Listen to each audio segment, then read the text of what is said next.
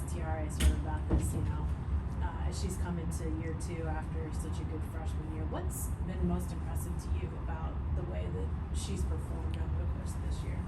She's got a different kind of freedom. I think the injury was really devastating for her. Her whole life she's been waiting for that big moment. She wasn't present, and that really, it hurt her, and she felt that because of that she hurt the team, and we wanted to show her, I mean, it's out of your control, and we just kind of played free and tried to do it for her. And I think one of the best moments of the season to me was seeing her, although she was maybe 40% pitching in the national championship game, and that was one to reward her if she wanted it, and to give her the experience of being on the mound was important.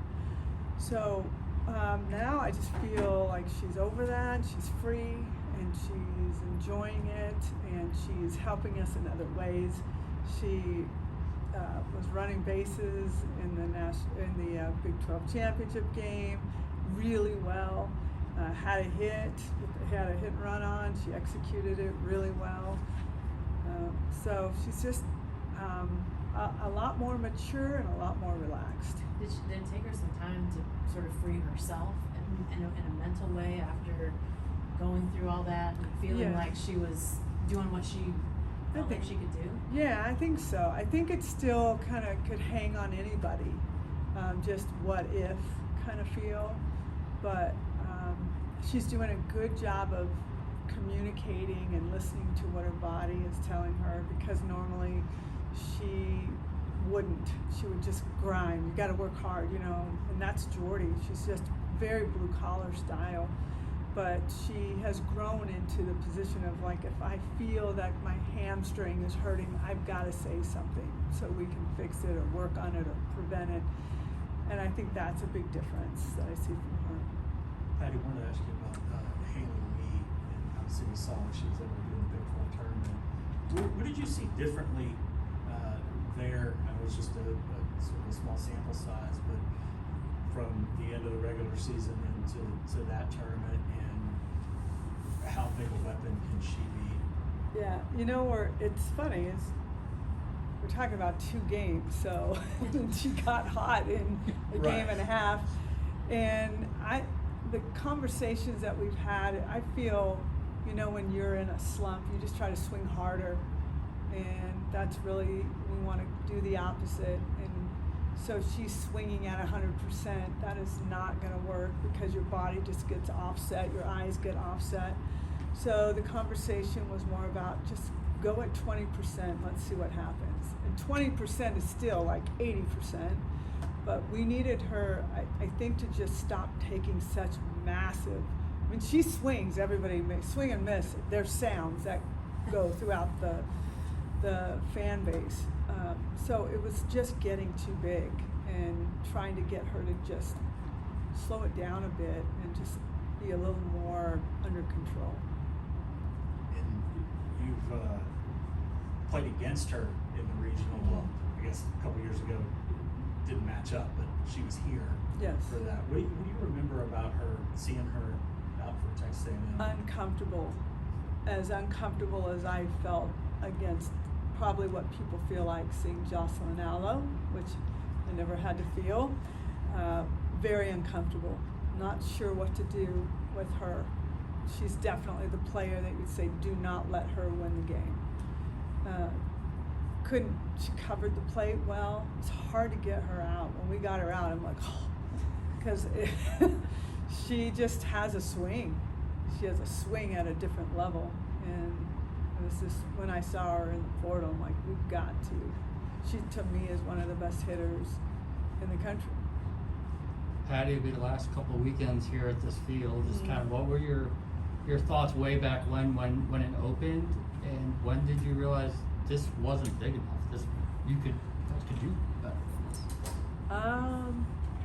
Well, it's bittersweet. My whole life has been spent on this field. Lots of memories. Going from Reeves Park to us, this was like the Taj Mahal. This was like the greatest thing we had ever seen. And then you did see that we were starting to outgrow this. Probably, I think once we won the national championship in 2000, everything started to change fan-wise. And so we've been living in it since then. It's been now 23 years. And every year the fan base grows and grows and grows. Did I ever expect it to get here? In my mind, probably not, but in our play, yes. And people have been following us all over the country and showing up to see us, so I know we've arrived, and that's been a while ago. Probably around 2013, I started to feel it really get consistently growing. And so it's bittersweet. I hope it stays. Marita Hines Field stays here for a little longer. I don't know what is going to become of this space, but I think I feel it more than anybody. You know, the players are like, yeah, let's get out of here. Let's get bigger, you know. And I'm just like, wow, what are we going to do with the water leaked ceilings over here? And what? It's just, you know what this is? It's a blue-collar stadium. That's what it is. You know, and our players don't complain. They don't gripe about it. This is home. It'll always be home. This place will be full again this weekend. You'll have the home run village full again. For you, does that ever get old? Is there a pinch me moment at some point the next few days when this place is full? I just remember coaches who have been here that have lost to us in a regional or super regional have said out loud, that's the hardest place to play. It's very hard to play in that stadium and feel like you can gain momentum. And so that's really the fans, and the fact that the fans are sitting low and they're on you. When we go to facilities where the stadium's up high, you just don't feel it the same way, but you can hear everything. Sometimes I don't want you to hear what is going on. Sometimes we don't want to hear it because it's sometimes against us at times, but you can hear every sound and you can feel everything. And so there is a great advantage, I think, home field advantage with the fans and how they come out and the way they go after it. Not quite related to this weekend. When you pass the site of where the new stadium will be, do you think about it much? Is it just like going past Starbucks? No. Well, I prefer Dutch Bros. So. No, I like Starbucks. No, every time I drive by, I slow down. And now I'm starting to see framing going up. And last week, we were fortunate enough to put on hard hats and be able to take a ride through. And it is a wow factor. So I see it on paper and I'm wowed. But when I'm standing in it and saying this is your new indoor facility, that is 4 or 5 times bigger than what we have right now. It's just a dream. I feel like I'm dreaming.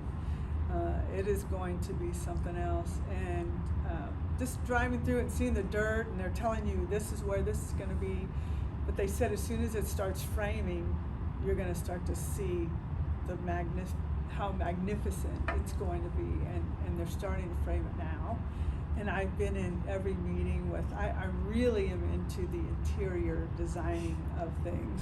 This is like a dream come true as well, although it's not my specialty, but I'm able to have comments, what's going to be on the walls, what we're going to be sitting in, what colors are the tables, how do you want.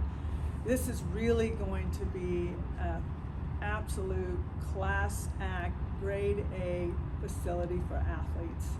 And I've said this before, in recruiting, when athletes would come here, I wouldn't really walk them around this field. I'd say, let's go to football. Let me take you down to football. Look at their locker room. Oh, wow. Oh, look at where the tunnel where they run out. Oh, look at this hot, cold facility pool. Just, talking about everything football. And now I know I will not have to do that. It will be an extra benefit when we go down there and watch football game. But the wow factor is going to be within our softball stadium, which, no words. I mean, that's what you want, and that's what we're getting beyond that. Patty, you were talking about Marita Hines Field, talking about the architecture and the way it's built, but and I haven't been a lot of other places, but I watch enough games that I feel like it's not just the stadium, but your fans have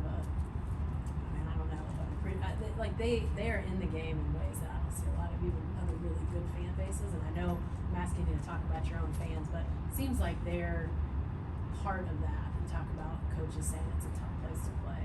How different or nuanced are the fans here in the way that they affect things? I think they're very prideful of us and what we've done, and we know we're doing it for the university and we're doing it for our fan base. They appreciate athleticism. They appreciate hard work. They appreciate great plays. They're cheering when we're doing our warm-ups, which I've never heard before. So they're into everything. They're paying attention to everything. They appreciate the short game. They appreciate the home run. They're starting to really know the game. I think when they first started, they were just learning the game. Now I think they understand it. It's hitting the radio waves, whereas I couldn't even get asked to get on a radio. And now radio shows are dedicated to softball, which is blowing my mind because we couldn't even get a sniff back in the day. So just it's taken by storm, but I think our fans taken it by storm. And I think one of the biggest moments of this season was having 9,000 people in the Hall of Fame Stadium against Texas.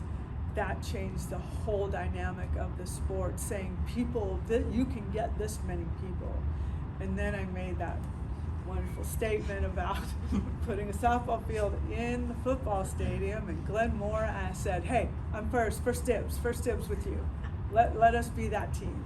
So people are paying attention, and maybe someone else beats us to it, but the fact that people will fill a stadium to watch a female sporting event is a dream come true, and a really exciting time for the future of where the sports are going. You welcome 3 teams this weekend. What do you know about your opponents? I'm learning a lot about Hofstra right now, and they have a history of postseason. We've played them at the World Series, and actually I think we lost somewhere. I don't know, JT is looking all this up for me. But I'm more familiar with Cal Berkeley and with Missouri, and they do have very rich softball history, and we have played both teams more than a few times at the World Series. And that always makes me feel uncomfortable, because when you have a history, you have still a growing pride in who you are and representing your programs. So I do not think this is an easy regional by any means. These teams play hard. They play in tough conferences, week after week after week. They've knocked off some top 10 teams. They've knocked off some top 20 teams. Their records are commendable. They've got big wins. I'm looking at this like, we got a tough, I don't know how they play this all out and the seeding and so forth. But I look at this as, we kind of put a heat chart together, and we've got Missouri and Cal right next to each other, like on the top left. And we're on the top right, but they're right here. And to me, that's a way above average teams. And then you've got some teams, 5, 6, 7, whose teams are down below, in like some of the lowest areas you could be when you add all their numbers up. So it's almost like, okay, OU can handle this. You guys take this. You can handle this. I think we get looked at like that at times, and that's a tough place to be. But our team knows we're going to have to play really, really good softball in order to get through this weekend. We're not taking anything for granted. What are some things that you're really trying to hammer home with your team as you all head into this stretch of the regional? What are you really focusing on? I think early count recognition, like really attacking pitches early, good eyes at the plate, but getting your swing off, being calm, not being over anxious, keeping your feet on the ground, so to speak, and your head in the game, not getting overwhelmed with the moment. We have a lot of experienced players that know how to go through this. They need to be good leaders in teaching some of these others. Some who have come from other programs are gonna be nervous here, even though they've already played in these settings, not here though.